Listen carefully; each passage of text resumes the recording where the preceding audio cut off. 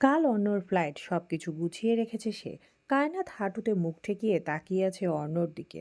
অর্ণ কিছু জিনিস গুছিয়ে ব্যাগে রাখে, গম্ভীর মুখে সকল কাজ করে যাচ্ছে। কায়নাত দীর্ঘশ্বাস ফেলে চোখের পানি মুছল, জোরপূর্বক ঠোঁটে মৃদু হাসি টেনে বলল, লাট সাহেব তাহলে চলেই যাচ্ছেন? অর্ণ উত্তর দিল না। কায়নাত ফের শুধোয় নিজের যত্ন নেবেন, খেয়াল রাখবেন নিজের, যেখানে সেখানে গিয়ে আবার কায়নাতকে ভুলে যাবেন না যেন। অন্য চোখ তুলে তাকালো, মেয়েটার চোখ মুখ ফুলে গেছে কান্নায়। অন্য শুকনো ঢোক গিলে কাজে মন দিয়ে বলল, তুমি নিজের যত্ন নিবে ইডিয়েট, ঠিক সময় মতো ওষুধ খাবে, পড়াশোনায় কোনো বাহানা চলবে না। কায়নাত মাথা নাড়ল। অন্য সব কিছু গুছিয়ে বিছানায় এসে কায়নাতের পাশে বসলো, অথচ একবারও কায়নাতের চোখের দিকে তাকালো না। কায়নাত আর ঘাটল না অর্ণকে। বালিশ ঠিক করে মাথা রেখে চোখ বন্ধ করলো, অথচ চোখে ঘুম নেই। অর্ণব ঘরের লাইট বন্ধ করে পাশে শুলো। কায়নাতকে টেনে বুকের সাথে চেপে ধরে মাথায় চুমু এঁকে বলল, আজ রাতটা বুকের মাঝে লুকিয়ে রাখি আপনাকে। কায়নাত ঠোঁট কামড়ে নিঃশব্দে ফুপিয়ে উঠল। অর্ণব বুঝেও চুপ রইল, এমনভাবে জড়িয়ে ধরল যেন এই ছোঁয়াই হবে শেষ ছোঁয়া। কায়নাত কান্নারত কণ্ঠে ফিসফিসিয়ে পড়ল, পুরো পৃথিবী আমায় আজীবন দুঃখই দিয়ে এলো, সব শেষে কবুল করলাম দুঃখই আমার জীবন। অন্য চোখ বন্ধ করলো, বুকের ভেতর কামড়ে ধরছে তার। কি করে এই মেয়েকে বোঝাবে তার অনুভূতি? সে তো ইচ্ছে করে যাচ্ছে না, কায়নাতের ভালোর জন্যই যাচ্ছে। রাত পেরোলো, ভোরের আলো ফুটতেই কায়নাতের ঘুম ভেঙে গেল। শরীর ভালো না থাকায় নামাজ পড়া হয় না অনেক দিন ধরে। পিটপিট করে চোখ খুলতেই বুকটা খা খা করে উঠল। পুরো ঘর শূন্য, অন্ন নেই। আশপাশে অর্ণর দেহখানা নেই, ঘরের দরজা চাপানো, অর্ণর একটা জিনিসও নেই ঘরে। কায়নাত বালিশে মুখ চেপে হু হু করে কেঁদে উঠল, বুক চাপড়ে বিড়বিড় করলো। সব শেষে শূন্যতায় নিজেকে ভাসাতে হলো, ভালোবাসা পেয়েও হারিয়ে ফেলল সে। ভালোবাসার মানুষটা আর নেই, চলে গেছে বহুদূরে, একটা বারো জন্য বলে গেল না। কায়নাত উঠে বসলো। অন্যর ফ্লাইট তো সকালে নয়, তবুও লোকটা সকাল সকাল বেরিয়ে গেছে। সে বিছানা থেকে নেমে বারান্দার দিকে হাঁটা ধরলো, শাড়ির আঁচল মেঝেতে গড়াচ্ছে। এলোমেলো চুল, চোখে পানি নিয়ে বারান্দার দরজা খুলে দিতেই ঠান্ডা বাতাস ছুঁয়ে দিল তার সর্বাঙ্গ। চোখ বন্ধ করে লম্বা লম্বা শ্বাস টানলো কায়নাত। কষ্টগুলো গলায় আটকে আছে, না গিলতে পারছে আর না ফেলতে পারছে। সকালে বেহিরুজ বেগম এলেন কায়নাতকে খাবার খেতে ডাকতে। মেয়েটা আজ খেতে নিচে নামেনি। তিনি ঘরে ঢুকে দেখলেন কায়নাত বিছানায় এক কোণায় খাটের সাথে হেলান দিয়ে বসে আছে, বিধ্বস্ত মুখে স্ত্রী। তাকিয়ে রইলেন তিনি বাচ্চা মেয়েটার দিকে। ছেলেটার প্রতি আজ ভীষণ রাগ হচ্ছে তার। তিনি এগিয়ে এলেন নিকটে, কায়নাতের পাশে বসে মাথায় হাত রাখতে কায়নাত চমকে উঠল। বেহরুজ বেগম তৎক্ষণাৎ বলে উঠল, ভয় পেও না। কায়নাত চোখের পানি মুছে ঢোক গিলে বলল, কিছু বলবে না আম্মু? খাবে না তুমি? কত বেলা হয়েছে দেখছো? তোমার না ওষুধ আছে? আমার একটুও খিদে নেই আম্মু, আমার ভীষণ ঘুম পাচ্ছে, একটু ঘুমাই আমি। তা বললে হয়? খেতে হবে মা। কায়নাত মানা করলো, সে খাবে না মানে খাবেই না। বেহরুজ বেগমও ছাড়লেন না, জোর করে ওয়াশরুমে নিয়ে গিয়ে ফ্রেশ করিয়ে আনলেন, নিচে গিয়ে খাবার নিয়ে এসে নিজে হাতে খাইয়ে দিলেন। ওষুধ দিয়ে চলে যেতে কায়নাত দরজা লাগিয়ে বিছানায় এসে চোখ বন্ধ করলো। সত্যি একটু ঘুম দরকার, যন্ত্রণা কমানোর জন্য হলেও একটু ঘুম দরকার। ভাবি, আপনি ভাইয়ের কল রিসিভ করেন না কেন? কায়নাত প্রেমের প্রশ্নের উত্তর দিল না। প্রেম ঠোঁট কামড়ে ভাবির ভাবভঙ্গি বোঝার চেষ্টা করেও ব্যর্থ হলো। ডাইনিং টেবিলে সবাই কায়নাতের দিকে তাকিয়ে আছে। নিশা খাওয়া বন্ধ করে কায়নাতের চোখের নিচে কালি পড়া মুখটার দিকে তাকিয়ে শুকনো ঢোক গিলল। মাশফিক চৌধুরী, বেহরিজ বেগম ও বেডু বেগম নিজেদের মুখ দেখাদেখি করলেন। প্রেম ফের কিছু বলতে গেলে মাশফিক চৌধুরী চোখের ইশারায় বারণ করলেন। কায়নাত খাবার খেয়ে বাড়ির গাড়িতে উঠে কলেজের উদ্দেশ্যে রওনা হলো। মাঝে কেটেছে দুদিন, শরীরটা আগের থেকেও বেশি খারাপ হয়েছে, রাতে ঘুম হয় না। কায়নাত চোখ বন্ধ করে সিটে শরীর এড়িয়ে দিল। অন্যর সাথে তার একবারও কথা হয়নি। এর মধ্যে কম হলেও অন্য হাজারবার কল করেছে। বাড়ির মানুষদের কল করে কায়নাতকে চেয়েও কথা বলতে পারেনি। ড্রাইভার কায়নাতকে কলেজের সামনে নামিয়ে দিতে কায়নাত দুর্বল শরীরটা টেনে টুনে ভেতরে ঢুকলো।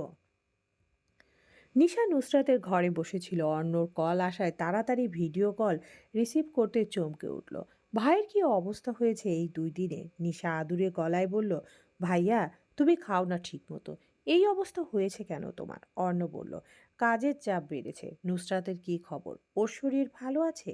হ্যাঁ, ভালো আছে। তোর ভাবি কই? কলেজে গেছে। পড়ছে ঠিক মতো? তুমি যাওয়ার পরের দিন থেকেই কলেজে যাচ্ছে কিন্তু ভাইয়া ওর শরীরটা বোধহয় ভালো না। ওষুধ খাওয়াবি সময় মতো। অর্ণ হালকা কেশে বলল ওর ফোনটা ২ দিন ধরে বন্ধ কেন? নিশা জানে না কিছু সে ভাইয়ের সাথে বেশ কিছুক্ষণ কথা বলে কল কেটে দিল। নুসরাত কপাল কুঁচকে নিশাকে বলল ওদের মধ্যে ঝামেলা হয়েছে নাকি? জানি না। নুসরাত দীর্ঘশ্বাস ফেলল। ফোন হাতে নিয়ে দেখল সেহের মেসেজ দিয়েছে। নুসরাত ঘন ঘন শ্বাস ফেলে চোখ বন্ধ করলো। সবকিছু কেমন এলোমেলো লাগছে তার, কোথাও একটু শান্তি নেই। কায়নাত বাড়ি ফিরল। বাড়ি ফিরে গোসল করে নামাজে দাঁড়ালো। নামাজ শেষে জায়নামাজে বেশ অনেকক্ষণ শুয়ে রইল চোখ বন্ধ করে। চোখ বন্ধ করে কিছুক্ষণ শুয়ে থাকার পর হঠাৎ গলায় দলা পাকিয়ে উঠল। মাথা ঝিমঝিম করছে। আকস্মিকভাবে উঠে দৌড়ে গেল ওয়াশরুমের দিকে। ওয়াশ বেসিনে ধরে বমি করতে করতে নিঃশ্বাস বন্ধ হয়ে আসছিল তার। শরীর কাঁপছে, ঠোঁট শুকিয়ে গেছে। কয়েক মিনিট ধরে বমি করার পর সে ক্লান্ত হয়ে মেঝেতে বসে পড়ল।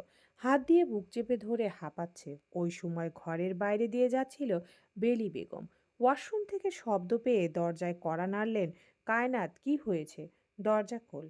কায়নাত কোনো জবাব দিল না। শরীরটাকে সামলে উঠে কল খুলে মুখে চোখে পানি ছিটালো। তারপর আস্তে আস্তে দরজা খুলল। বেলি বেগম তাকিয়ে রইলেন কায়নাতের মলিন মুখে।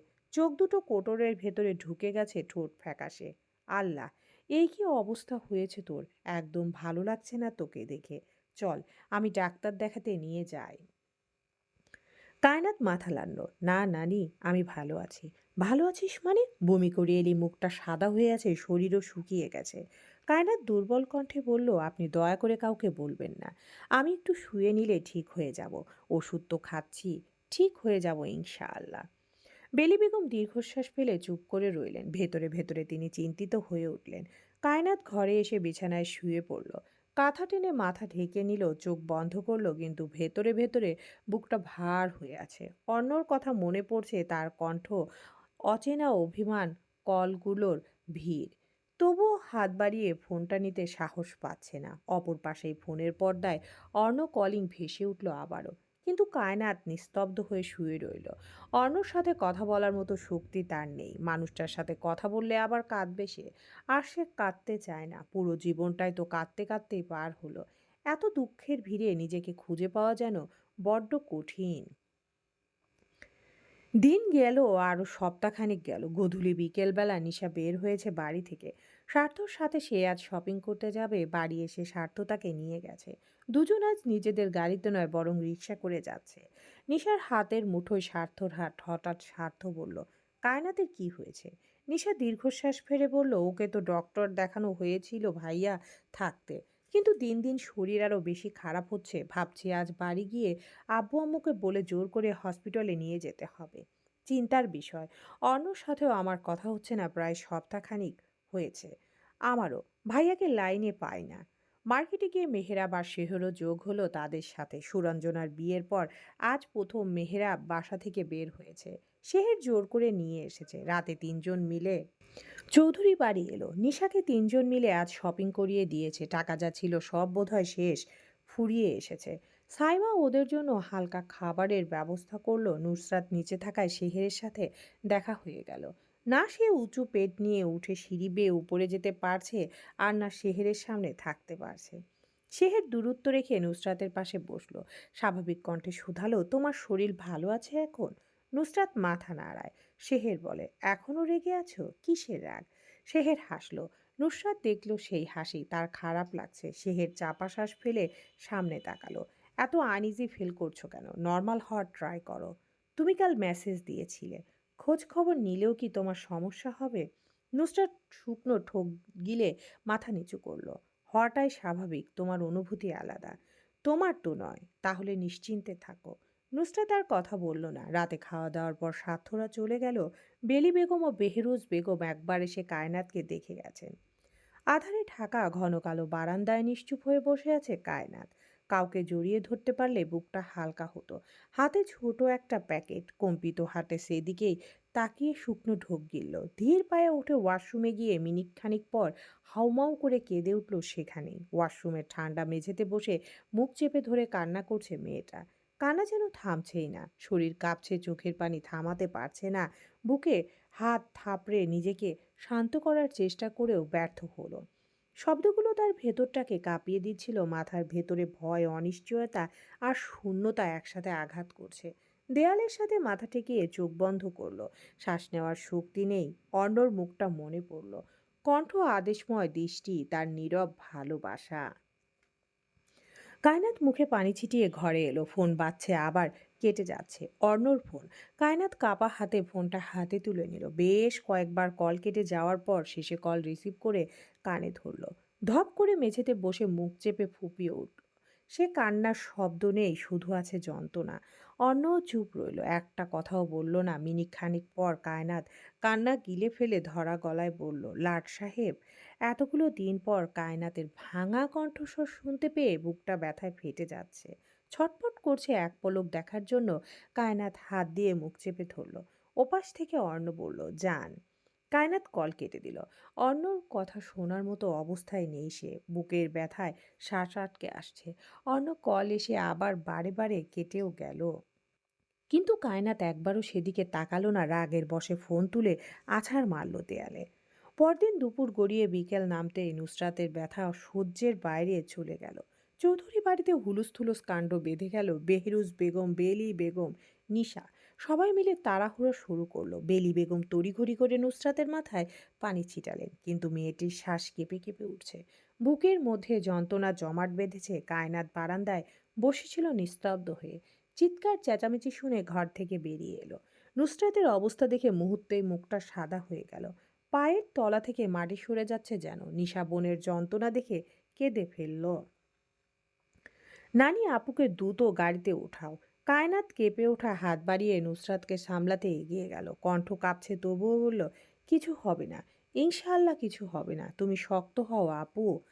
হাসপাতালে পৌঁছানোর পর ডাক্তাররা দ্রুত নুসরাতকে ভেতরে নিয়ে গেলেন। বাইরে দাঁড়িয়ে বাকিরা এক একজন এক এক রকম উৎকণ্ঠায় ডুবে রইল। নিশা মুঠোফোন আঁকড়ে ধরেছে। অর্ণকে কল দিবে কি দেবে না এই দ্বিধায় ভুগছে। শেষ পর্যন্ত সাহস করে কল দিল। ওপাশে কিছুক্ষণ নিস্তব্ধতা, তারপর অর্ণর কণ্ঠ ভেসে এলো, হ্যালো। নিশার কণ্ঠ ভেঙে এলো, আপুকে হাসপাতালে আনা হয়েছে, ডেলিভারি হবে আজ। ফোনের ওপাশে আর কোনো শব্দ নেই, শুধু চাপা শ্বাস।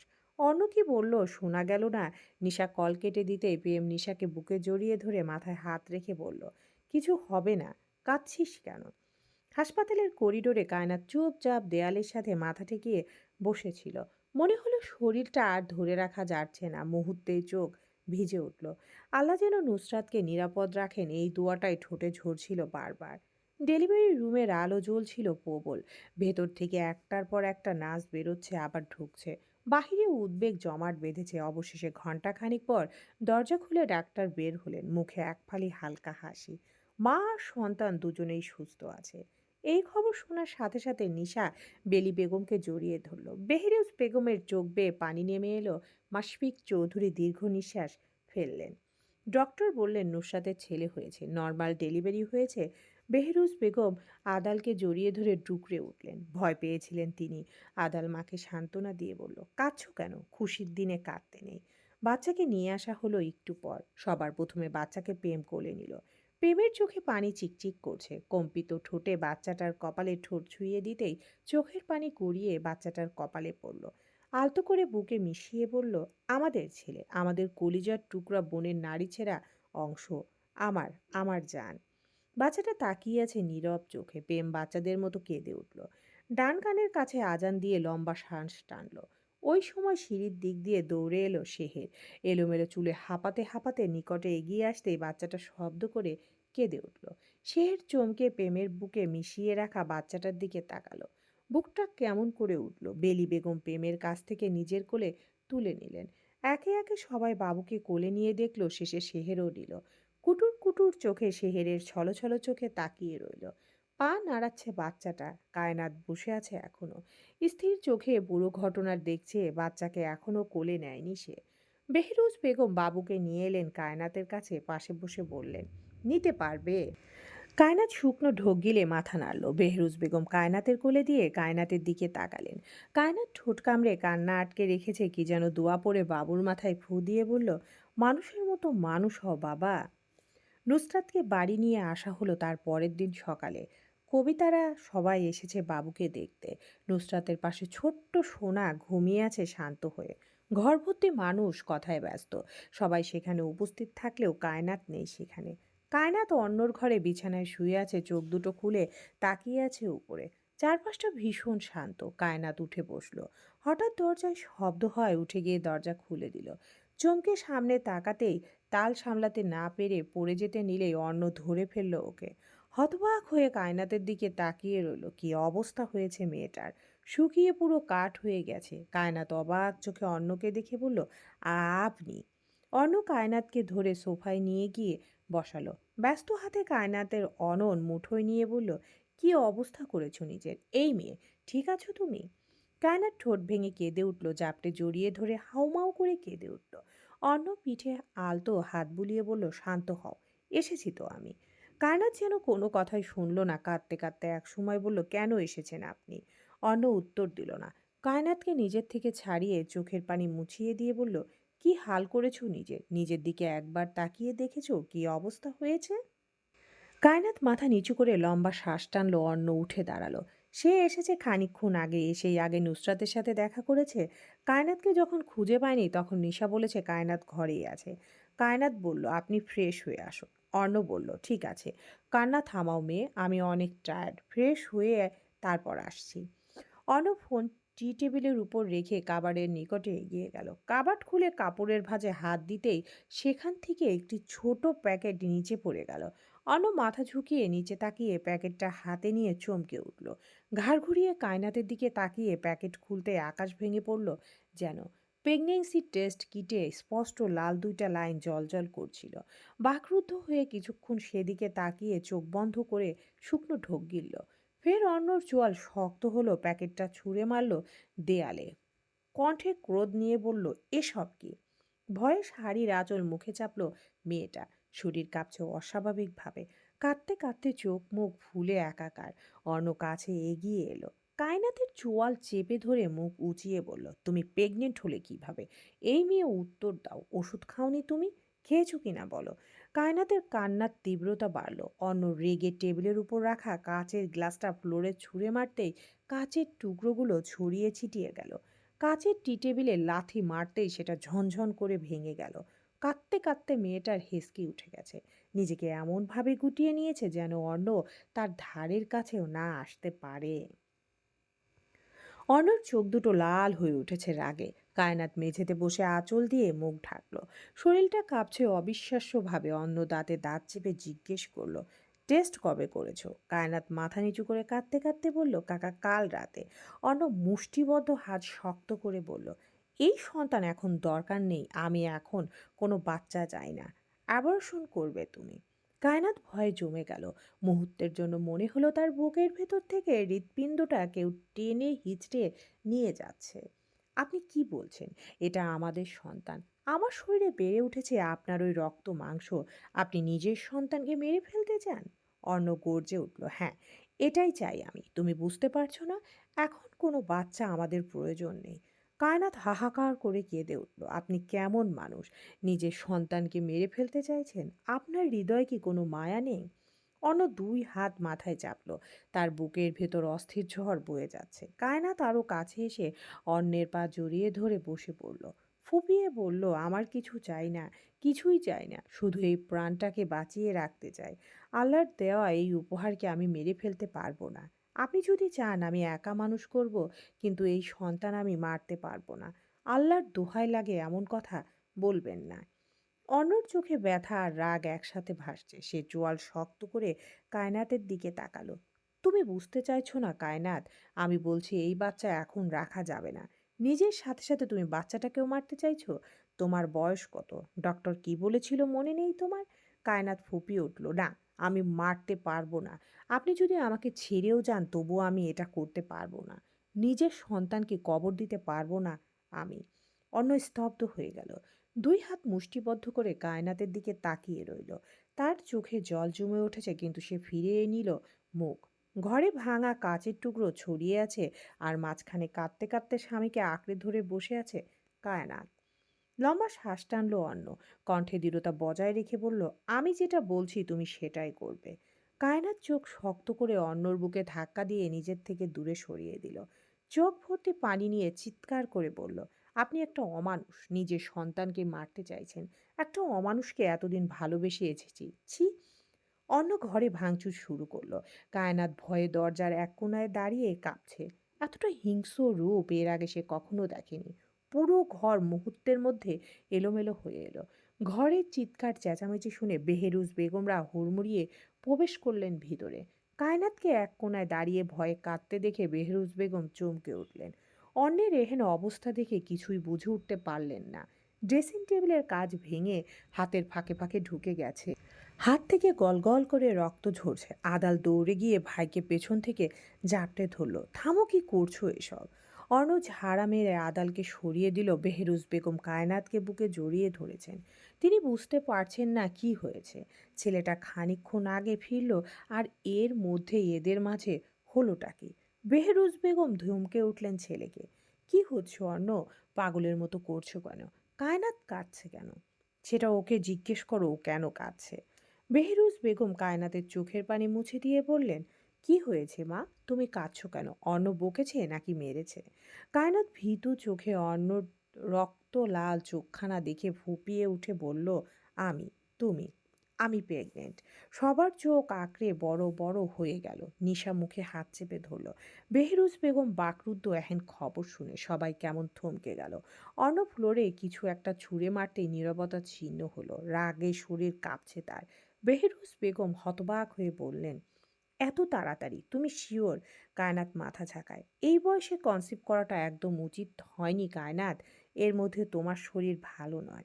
কায়নাত ঠোঁট ভেঙে কেঁদে উঠল। বেহরুজ বেগমের হাত মুঠোয় নিয়ে বলল, আপনার ছেলে এই বাচ্চা মেরে ফেলতে চাইছে। আমি পারবো না এটা করতে। আমার সন্তানকে আমি খুন করতে পারবো না মা। বেহরুজ বেগম ছেলের দিকে তাকালেন। অন্য রেগে তাকিয়ে আছে কায়নাতের দিকে।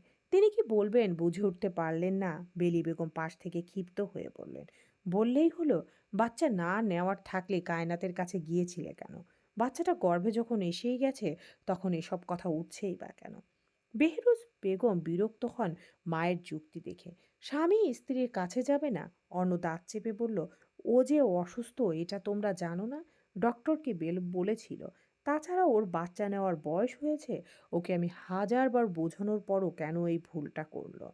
ভুল যখন হয়ে গেছে তখন এসব বলে আর লাভ কি? লাভ নেই। আমি চাই না এই বাচ্চা। কায়নাত গায়ের আঁচল শরীরে ভালো করে জড়িয়ে শক্ত চোখে অন্যর দিকে তাকালো। মেঝেতে থুতু ফেলে বলল, আপনি অমানুষের থেকেও জঘন্য। এই মুখ আমাকে কখনো দেখাবেন না। কায়নাত সবাইকে ঠেলে ঘর থেকে বেরিয়ে গেল। অর্ণ বিছানায় বসে মাথা ঝুঁকিয়ে চুল টেনে ধরল। বেহরুজ বেগম আতঙ্কিত হয়ে আদালকে বললেন, আদাল, তোর ভাবিকে থামা, যা, ওকে বাড়ির বাইরে যেতে দিবি না। শোনো অর্ণ, এখন মাথা ঠান্ডা রাখতে হবে। বাচ্চা তো আর সে একা জন্ম দেয়নি, তুমি বাচ্চাটার বাবা। মেয়েটা একটা ভুল করে ফেলেছে, তাই বলে কি বাচ্চা নষ্ট করা সম্ভব? আল্লাহ নারাজ হবেন। তিনি খুশি হয়ে কায়নাতের কোল আলো করার জন্য গর্ভে সন্তান দিয়েছে। বুঝেছো? অর্ণব মাথা নিচু করে নানির কথা শুনল। বুক চিরে দীর্ঘশ্বাস বেরিয়ে এলো। নিজের বিধ্বস্ত ঘরের ফ্লোরে মাথা ঝুঁকিয়ে বসেছিল সে। নানি বিছানায় বসে বুঝাচ্ছিল অর্ণকে। অর্ণ বিষণ্ণ কণ্ঠে শোধায়, আমার কি বাবা ডাক শুনতে ইচ্ছে করে না নানি? আমারও তো ইচ্ছে করে আমার সংসারেও আমার ছোট ছোট বাচ্চা থাকবে। সারাদিন বাবা বাবা বলে পাগল বানিয়ে ফেলবে। আমারও তো ইচ্ছে হয়। কিন্তু কায়নাত ভীষণ ছোট, অবুঝ কিশোরী এক নারী। অর্ণ মাথা নিচু করল। কণ্ঠ কিছুটা ধীর হয়ে এলো। মেয়েটা পাগল বানিয়ে ফেলেছে আমাকে। কি করব কিছু বুঝতে পারছি না। ও অসুস্থ। এই সময়ে বাচ্চা কনসিভ করাটা কতটা রিস্ক ও জানেই না। আমি সব হারাতে পারলেও ওকে হারাতে পারবো না নানি। তোমার এত ওভার রিয়্যাক্ট করা মোটেও উচিত হয়নি। তুমি ঠান্ডা মাথায় তার সাথে কথা বলতে পারতে। এত বারণ করার পরও ও আমার কথা শোনেনি। এত তাড়া কিসের? ওর বয়স হলে আমি নিজেই বাচ্চা নেওয়ার কথা ভাবতাম। ছোট মানুষ, ভুল হয়ে গেছে। আমি কি করব নানি? আমার যে ভীষণ লোভ জাগছে বাচ্চাটার একবার মুখে একবার বাবা ডাক শুনতে। কিন্তু আমি চাই না আমার বউয়ের কিছু হোক। কায়নাত সবার আগে, তারপর বাচ্চা। যে বাচ্চার জন্ম দিতে আমার বউয়ের ক্ষতি হয় সেই বাচ্চা দিয়ে আমি কি করব বলো? আমি বাবা হব এটা তো খুশির খবর, কিন্তু স্বামী হিসাবে আমি বাবা হওয়ার খুশিটুকু উপভোগ করতে পারছি না। বেরি বেগম দীর্ঘশ্বাস অর্ণব ফের বলল, আমি জানি ও কষ্ট পেয়েছে তাই আমার সাথে এমন ব্যবহার করেছে, কিন্তু আমারই বা কি করার আছে? আল্লাহ না করুক ওর যদি কিছু হয়ে যায় তখন আমি কি করব? অবুঝের মতো একটা কাজ করে ফেলেছো। কিছু তো করার নেই, কিন্তু নানু ভাই একটা কথা বলি শোনো, বাচ্চাটা যখন গর্ভে এসেই গেছে তুমি আর নষ্ট করার কথা বলো না। আল্লাহর কাছে দু হাত তুলে দোয়া চাও, মেয়েটার চিকিৎসা করাও। আল্লাহ চাইলে মা বাচ্চা দুজনেই সুস্থ থাকবে। অর্ণব চোখের উপর হাত রাখলো। বেলি বেগম দেখলেন ছেলেটার চোখের কার্নিশ বেয়ে জল গড়িয়ে পড়ছে। অর্ণব চোখের পানি মুছলো, ঢোক গিলে ধরা গলায় বলে, ওকে আমি খুব ভালোবাসি নানি। ওর কিছু হলে আমি বাঁচবো না। এই বাচ্চাটা আমি চাই না নানি। বেলি বেগম দীর্ঘশ্বাস ফেললেন। খানিকক্ষণ পর আদাল এসে বলল, আশেপাশে অনেক খুঁজেছে, তবুও পায়নি কায়নাতকে। অর্ণ চিন্তিত বদনে উঠে দাঁড়ালো। সাথ্যদের জানিয়ে বাড়ি থেকে বের হলো। তখনই জুনাইনারার বাসায়ও গিয়েছিল অর্ণ, তবে কায়নাতকে পায়নি।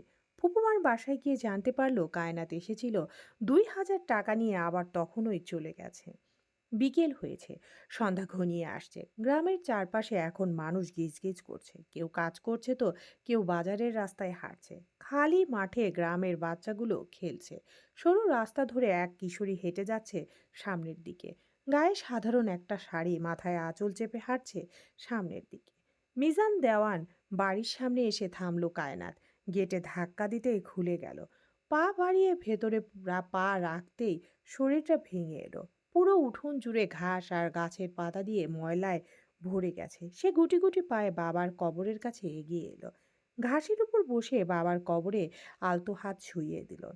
তোমার মতো এই পৃথিবীর প্রত্যেকটা মানুষ স্বার্থপর বাবা। বাস্তবতা এত তিক্ত কেন বলতে পারো? যতবার একটু সুখ ভিক্ষা চেয়েছি, ঠিক ততবার হাজার গুণ দুঃখ এসে হাজির হয়েছে আমার সামনে। কেন বাবা? এই অভাবীকে জন্ম না দিলেই তো হতো, তাই না? তুমি তো দিব্যি শুয়ে আছো, কিন্তু আমি আমার তো কোনো কুল কিনারা নেই। কায়নাত বাবার কবরখানায় খুব যত্ন করে হাত বুলিয়ে দেয়। ভেজা চোখে সেদিকে তাকিয়ে থাকে কিছুক্ষণ। বাতাস বইছে চারপাশ জুড়ে। সে শাড়ির আঁচল দিয়ে মাথা ভালো করে ঢেকে পা গুটিয়ে বসে।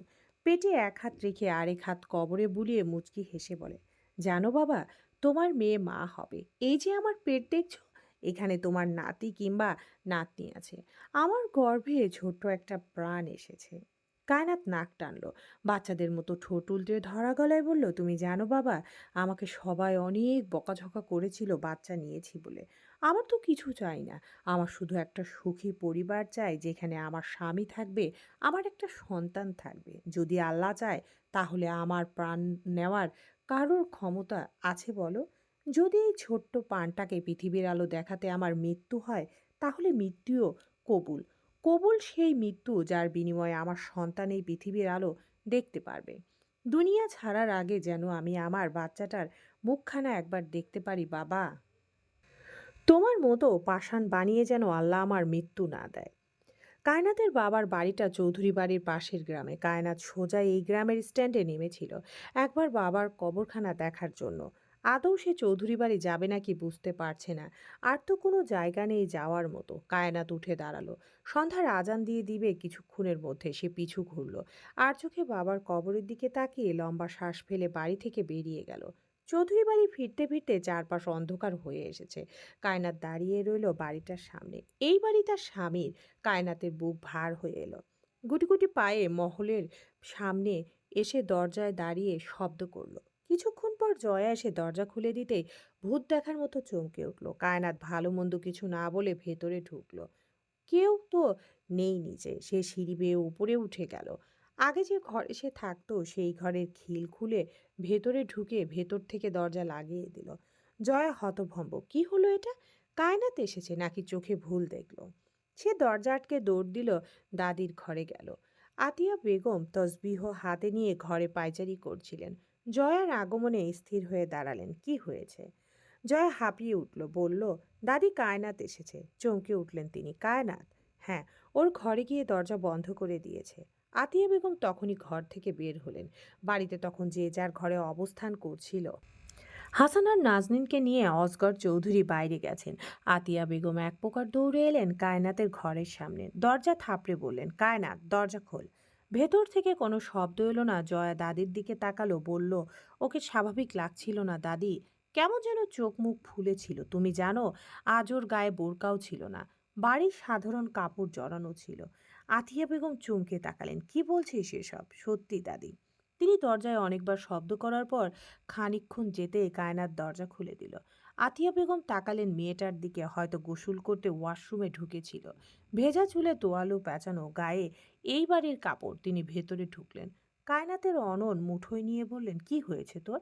এই অবস্থা কিভাবে হলো? একা এসেছিস গ্রামে? কায়নাত দাদির হাত সরিয়ে বিছানায় গিয়ে পা ঝুলিয়ে বসলো। আতিয়া বেগম জয়াকে বললেন, তুই যা, নিধিকে বল হালকা নাস্তার ব্যবস্থা করতে। জয়া মাথা নাড়িয়ে দরজা চাপিয়ে বাইরে চলে যেতেই তিনি এগিয়ে এসে কায়নাতের পাশে বসলেন। কায়নাত দাদির দিকে তাকালো, নিচু স্বরে বলল, তোমার নাতির সংসার বোধহয় আর করা হবে না দাদি। কি বলছিস এসব? পাগল হয়ে গেছিস? আমি প্রেগনেন্ট দাদি। আতিয়া বেগম হতবাক হয়ে গেলেন এই কথা শুনে। খানিকক্ষণ পর খুশিতে কায়নাতের হাত মুঠোয় নিয়ে বললেন, এটা তো খুশির খবর। অন্যকে বলেছিস? কায়নাত মাথা নিচু করলো, ছলো ছলো দৃষ্টি ফ্লোরে রেখে ঠোঁট কামড়ে ধরল কান্না আটকানোর জন্য। আতিয়া বেগম চিন্তিত হলেন, মাথায় হাত বুলিয়ে বললেন, কি হয়েছে বুড়ি? উনি এই বাচ্চা চায় না দাদি। চায় না মানে? নষ্ট করে ফেলতে চাইছেন। আতিয়া বেগম আঁতকে উঠলেন, কি বলছিস তুই? নষ্ট কেন করতে চাইছে? কায়নাত সবকিছু খুলে বলল। সবকিছু শোনার পর আতিয়া বেগম চুপ করে রইলেন বেশ কিছুক্ষণ। কায়নাত আর চোখে দাদির দিকে তাকালো। তিনি বললেন, অর্ণর জায়গায় ঠিক আছে। এই শরীর নিয়ে বাচ্চা গর্ভে ধারণ করা বোকামি হয়েছে। কায়নাত হাঁটু মুড়ে বসে সেখানে মাথা ঠেকিয়ে হু হু করে কেঁদে উঠল। বুকের মাঝে যেন পাথর দিয়ে কেউ বারে বারে পাঁজরগুলো ভেঙে দিচ্ছে। আতিয়া বেগমের মুখে রক্ত শূন্য। কি বলবেন তিনি? কায়নাত নিজের বুকে হাত চেপে ধরে জড়ালো কণ্ঠে বলল, তোমরা আমাকে কি মনে করো দাদি? কোনো মা তার সন্তানের খারাপ চায়? ওনার সাথে আমার সম্পর্ক স্বাভাবিক হয়েছে আরও অনেক আগে। এতদিন কিছু হয়নি।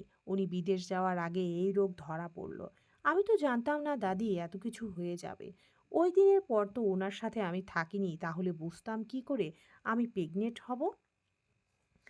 আতিয়া বেগম শুকনো ঢোক গিললেন। কায়নাত আহাজারি করে বলল, আমিও চাই না আমার সন্তানের কিছু হোক। সে যখন আমার গর্ভে চলে এসেছে, আমি ওকে নষ্ট করব না দাদি। আমি পারবো না এটা করতে। কায়নাত মাথা তুলে তাকালো। দাদির হাত শক্ত করে ধরে বলল, ওকে পৃথিবীর আলো দেখাতে হলে যদি আমার মৃত্যু হয়, তাহলে সেই মৃত্যুও কবুল। আমার প্রাণটুকুর বিনিময়ে আমার সন্তান ভালো থাকুক, এইটুকুই চাওয়া আমার। কিছু হবে না তোর। এখন কান্না থামা। তুই অন্যায় করেছিস। আমি ওষুধ খেতে বারণ করেছিলাম, তার মানে এই নয় ওর অনুমতি না নিয়ে তুই এই সব করবি। আর আজকে কি করেছিস? কাউকে কিছু না বলে এখানে চলে এসেছিস। তোর মতো একটা মেয়ে এই কাজ কি করে করলো? আমার মাথা ঠিক ছিল না দাদি। আতিয়া বেগম দীর্ঘশ্বাস ফেললেন। ফোন করে ঢাকায় জানানো দরকার, তার আগে রাতে খাওয়ার ব্যবস্থা করতে হবে। তিনি কায়নাতকে নিয়ে নিচে নেমে এলেন। বাড়ির সবাই অবাক হয়েছে কায়নাতকে দেখে। নাজরিনরা ফিরেছে সবে বাইরে থেকে। ডাইনিং টেবিলে কায়নাতকে দেখে যেন তার শ্বাস আটকে এলো। আসগর চৌধুরী এগিয়ে এসে কায়নাতের মাথায় হাত রেখে বললেন, তুই এখানে কখন এসেছিস? কায়নাত সালাম দিয়ে বলল, সন্ধ্যার পর এসেছি দাদা। অর্ণ কোথায়? সাথে কে এসেছে? আতিয়া বেগম স্বামীকে থামিয়ে দিয়ে বললেন, সব কথা এখানেই বলবে? আগে যাও, পরিষ্কার হয়ে এসো। আসগর চৌধুরী তাই করলেন। নিজের ঘরের দিকে রওনা হতেই কায়নাত ভাতের প্লেটের দিকে তাকিয়ে রইল। গলা দিয়ে খাবার নামছে না। অর্ণকে এখনো রেগে আছে। তাকে খুঁজছে কি সে? নিধি কায়নাতের পাশে বসেছে। কায়নাতকে খেতে না দেখে বলল, তাড়াতাড়ি খা, তোর সাথে আমার কথা আছে। লতা বেগম রান্নাঘর থেকে তরকারি এনে ডাইনিং টেবিলের উপর রেখে কিছুটা কড়া গলায় বললেন, 2 দিন পর পর আপদ এসে বাড়ি নোংরা করে, অসহ্য। শ্বাস আটকে এলো মেয়েটার। মুখে দেওয়া ভাত আর গলা দিয়ে নামলো না। চোখ থেকে ঝরঝরিয়ে চোখের পানি নেমে এলো। আতিয়া বেগম আজ আর চুপ থাকতে পারল না। টেবিলের উপর শব্দ করে ভাতের থালা নামিয়ে দাঁত কটমটিয়ে বললেন, ছোট বউ, তোমাকে আমার মানুষ বলতে আজ লাগছে। তুমি আদৌ তো মানুষ? লতা বেগম শাশুড়ির কথায় যেন ফুঁসে উঠল। আপনি আমাকে অপমান করছেন মা। অপমান করলেও তোমাকে সম্মান জানানো হবে। কাকে আপদ বলছো তুমি? যাকে গর্ভধারণ করেছো তাকে? নিজের নারী ছেঁড়া সন্তানকে চিনতে পারলে না তুমি? মা হওয়ার যোগ্যতা আদৌ আছে তোমার? লতা বেগম স্তব্ধ চোখে শাশুড়ির দিকে তাকালেন। আতিয়া বেগম ছি ছি করে বললেন, তোমাকে আমার ছেলের বউ করে এনেই ভুল করেছি আমি। কায়নাত ফুপিয়ে উঠে মুখে হাত রাখলো। জয়া খাবার খাওয়া ছেড়ে দাদির দিকে অবিশ্বাস্য চোখে তাকালো। কায়নাত তার মায়ের পেটের মেয়ে, এটাই তো বললেন তিনি। লতা বেগম কায়নাতের দিকে তাকিয়ে কম্পিত কণ্ঠে বললেন, আপনি কি বলছেন মা? আতিয়া বেগম গর্জে উঠলেন, এখনো বুঝতে পারছো না আমি কি বলছি? যার দ্বারা মাতৃত্বের স্বাদ পেয়েছিলে সেই এই অভাগী, চিনতে কষ্ট হচ্ছে? লতা বেগম দুপা পিছিয়ে গেলেন। কায়নাতের নত মাথার দিকে তাকিয়ে বললেন, ও আবার আমার সংসার খেতে এসেছে। বাপকে খেয়ে শান্তি হয়নি? কায়নাত চোখ তুলে তাকালো, ঝাপসা চোখে জন্মদাত্রীর বদনখানা দেখে বলল, আপনার সংসার খেতে আসিনি আমি, কখনো দাবিও করিনি আমি আপনার সন্তান। যে মা নিজের সন্তানকে সন্তান বলে পরিচয় দেয় না, সেই মাকে আমি কেন মায়ের পরিচয় দিতে যাব? মরে গেছি নাকি বেঁচে আছি সেটাই তো কোনোদিন খোঁজ খবর নিয়ে দেখেননি। আপনি ভাবলেন কি করে আপনার সংসার নষ্ট করতে এসেছি আমি? তাহলে কেন এসেছিস? বাপ মরেছে, তুই মরলি না কেন? পুরো ড্রয়িং রুম থমথমে হয়ে গেল। নাসরিন দম আটকে পরিস্থিতি দেখছে, চাইলেও যেন কিছু বলতে পারছে না। নিধি চাচির মুখে এহেন কথা শুনে আঁচল দিয়ে চুপ মুখ চাপলো। একজন মা কি করে এমন কথা বলে? কায়নাত মায়ের মুখখানা দেখলো, পরাণ ভরে দেখলো। রাগে লাল হয়ে গেছে মায়ের মুখ। তার মা তারই মৃত্যু কামনা করছে। কায়নাত চেয়ার ছেড়ে উঠে দাঁড়ালো, চোখের পানি মুছে এঁটো হাত ধুয়ে বলল, আমি তো মরেই গেছি, আমি আর বেঁচে আছি কই? দেহে পান্তা ছাড়া আর কী বা আছে আমার? জন্মের সময় বাপকে খেয়েছি, তারপর যে বড় করে মানুষ করলো তাকে খেয়েছি। বিয়ের পর সবার গলার কাটা হয়েছি। আর আমার মতো অভাগী আর দুটো আছে বুঝি? আমি তো চাই এই পানটাও শেষ হয়ে যাক। আল্লাহ তো নেয় না। আল্লাহ আমার পানটা না নিলে আমি মরবো কি করে বলুন? আত্মহত্যা মহাপাপ না হলে গলায় দড়ি দিয়ে অনেক আগেই ঝুলে যেতাম। লতা বেগম জল শক্ত করে বললেন, জন্মের পর তোকে গলা টিপে মারা উচিত ছিল আমার। অভিশাপ হয়ে পৃথিবীতে এসেছিস তুই। সুখ তোর কপালে নেই, মরেও শান্তি পাবি না। লতা বেগম হন হন করে প্রস্থান করলেন সেখান থেকে। কায়নাত বুকে হাত চাপড়ে বিড়বিড় করে বলল, মরণও তো হয় না মা। আল্লাহ যে আমাকে একটু বেশিই ভালোবাসে। মৃত্যু দিলে সে এত কষ্ট কাকে দিবে? চলবে ইনশাআল্লাহ।